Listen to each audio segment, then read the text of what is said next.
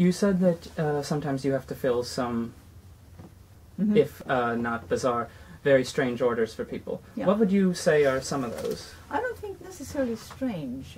I mean, every person has his own wishes. Old children's books, the first edition of this or that, I can't think of anything that stands out as, wow, remember when we tried to find such and such. No. Of course, one of my coworkers might say, what, you don't remember? But we do an out-of-print book search, and I can't think of anything really strange.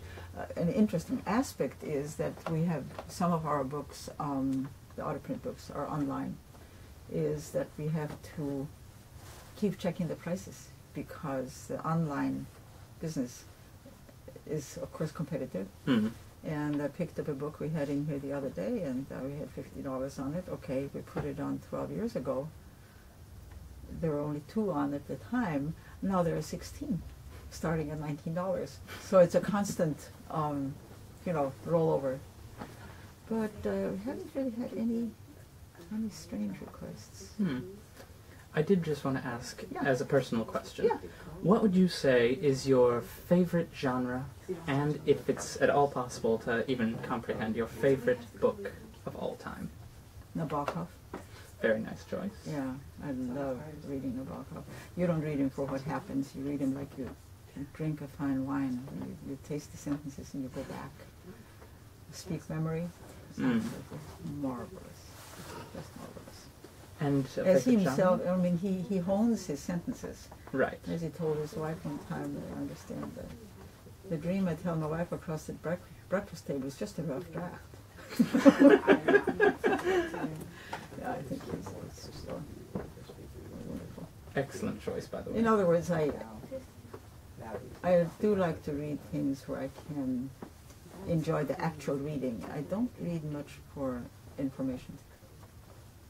It has to be something that grabs me. You read for enjoyment. For enjoyment of the reading, and of course for the subject matter. Oh yeah, yeah.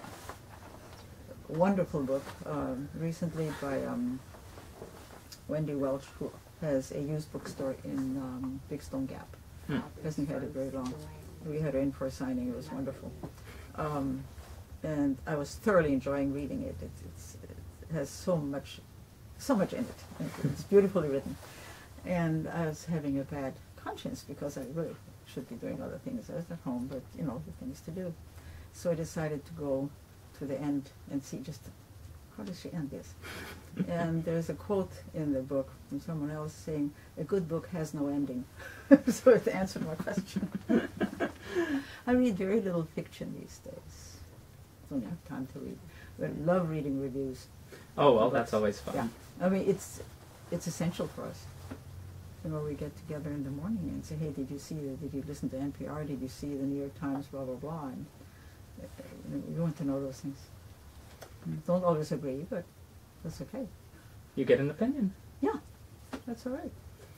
Well, Ruth, I have to say, it has been a distinct pleasure. Good. Thank And I would like to point out, here we are, for everyone at home, once again, celebrating 32 years in business, book people, and would you like to give them the address? Sure, 536 Granite Avenue, just off of Patterson, between 56 and 5700 block Patterson.